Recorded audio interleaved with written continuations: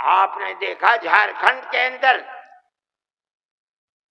اس کے ذمہ دار بنایا گیا آسام کے چیف منسٹر کو. آسام کے چیف منسٹر کی روز کی تقریریں آپ سنیے. مسلمان کو مسلمان نہیں کہتا، اس کی زبان سے مسلمان کا نام نہیں نکلا، ہمیشہ گھس بیٹھیا کہتا ہے. میں کہتا ہوں یہ کتنی بڑی جہالت ہے.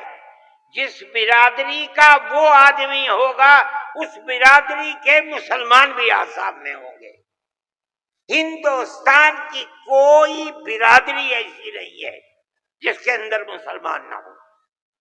وہ مسلمان کا نام لیتے ہوئے گھبراتا ہے، مگر خدا کی قدرت ہے جو 1 مہینہ جھارکھنڈ کے اندر رات اور دن تقریریں مسلمان کے خلاف کرتا رہا، وہاں مسلمانوں کا نام لے کر ان کے خلاف بولنے والوں کا منہ کالا ہو گیا. نعرہ تکبیر، جمعیت علماء ہند، مولانا ارشد مدنی. اس کا مطلب کیا ہے؟ اس کا مطلب سمجھو.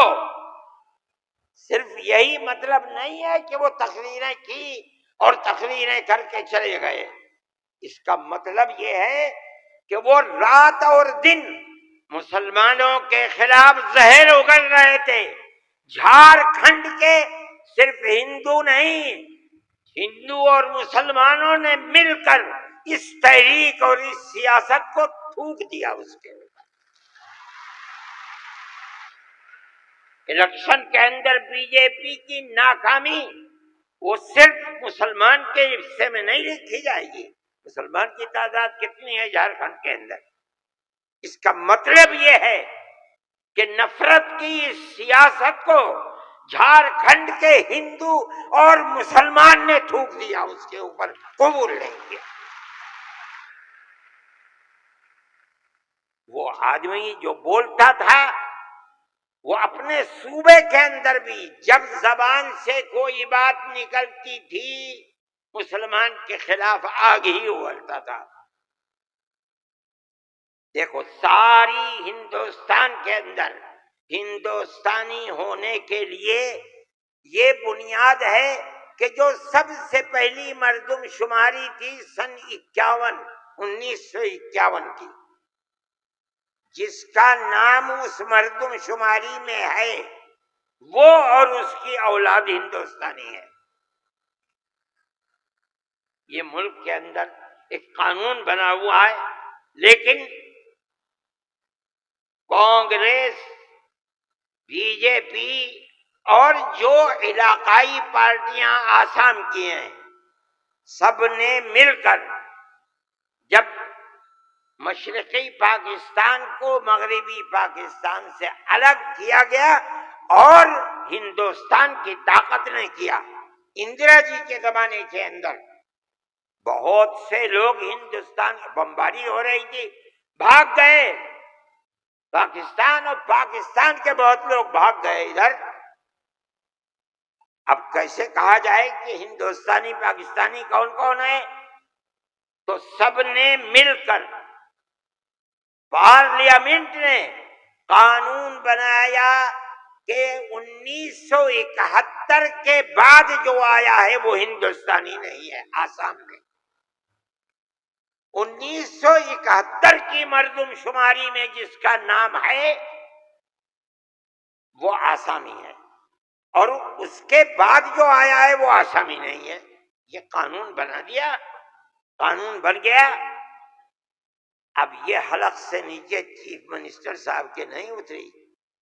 انہوں نے کہا کہ نہیں، سارے ملک کا دستور ایک ہونا چاہیے. ارے بابا، کانگریس کا زمانہ تھا، کانگریس نے پارلیمنٹ کے اندر یہ اصول بنایا، اس کے اوپر بی جے پی کے بھی دستخط ہیں، علاقائی پارٹیوں کو بھی دستخط ہیں، ہم نہیں جانتے. اور تقریر جیسے یہاں کر رہے تھے ویسے ہی روز تقریر وہاں کرتے تھے. بند 71 نہیں 51 بنے گا.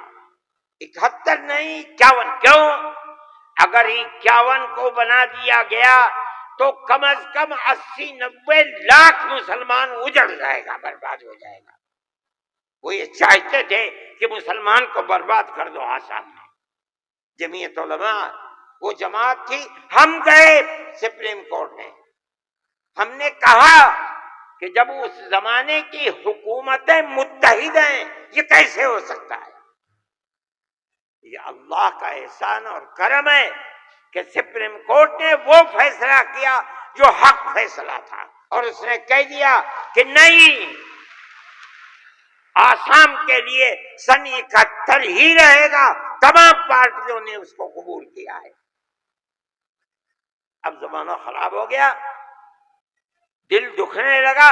وہ جو وہاں دل کے اندر مسلمانوں کے خلاف آگ تھی وہ جھارکھنڈ میں لا کر کے اگلی ہے. اللہ نے یہاں بھی منہ کالا کر دیا. میرے بھائی، جمعیت علماء کا یہ کام ہے. ہم نے اس سے پہلے ایک اور مقدمہ آسام کے سلسلے میں لڑا تھا. جب لڑکی اپنے شوہر کے ساتھ کسی دوسرے شہر میں پہنچی، یہ لڑکی کہاں سے آئی؟ جو وہاں کا پردھان تھا وہ سرٹیفکیٹ دیتا تھا کہ یہ لڑکی فلاں کی ہے، باپ اس کا فلاں جگہ ہے، لڑکی یہاں رہتی ہے. اسی سرٹیفکیٹ کی بنیاد پر اسے آسامی کہا جاتا تھا. اس طرح کی لڑکیاں ہندوؤں میں 24 لاکھ اور مسلمانوں کے اندر 27 لاکھ تھی. وہاں کی فرقہ پرست طاقت کہتی تھی کہ یہ پردھان کا سرٹیفکیٹ کوئی معنی نہیں رکھتا. تنہا جمعیت علماء تھی. ہم گئے سپریم کورٹ میں، اور جو بڑے سے بڑا وکیل جو ایک پیشی میں 15 لاکھ روپیہ لیتا تھا، اور اتفاق سے جو چیف جسٹس تھا وہ بھی آسامی ہی کا تھا سپریم کورٹ کا. مجھے تو بہت خطرہ تھا ان کا ہوگا کیا. 47 لاکھ عورتیں ہیں اور ان کے بچے اگر لگا لو 1.5 کروڑ، یہ کہاں جا کے بھیک مانگیں گے؟ نہ کوئی مکان خرید سکتے ہیں، نہ جائیداد خرید سکتے ہیں، نہ ان کے بچے پڑھ سکتے ہیں. یہ کیا کریں گے؟ اللہ کی قدرت کا کرشمہ ہے کہ اس کے اندر بھی جمعیت علماء کو ایسی کامیابی ہوئی کہ مسئلہ ختم ہو گیا. 47 لاکھ ہندو مسلمان جینے کا حق انہیں مل گیا.